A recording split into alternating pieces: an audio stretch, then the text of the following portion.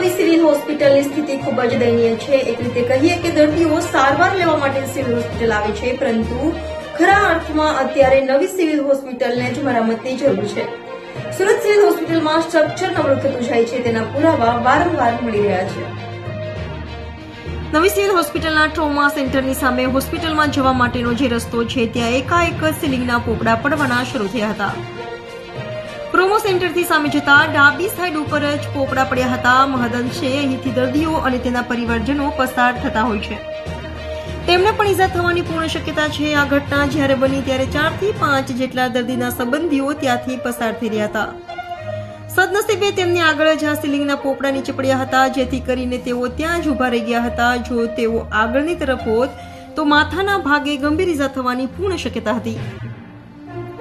Surat civil હોસ્પિટલમાં મહિનામાં એકાદ વખત ગમે ત્યાંથી સીલિંગના પોપડા પડવાની ઘટના બને છે.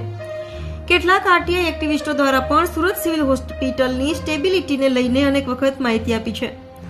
અત્યારે સિવિલ હોસ્પિટલમાં છાશવારે સીલિંગના પોપડા પડવાની ઘટના બની રહી છે, ત્યારે સંબંધિત વિભાગે પણ તેને ગંભીરતાથી લેવી જોઈએ.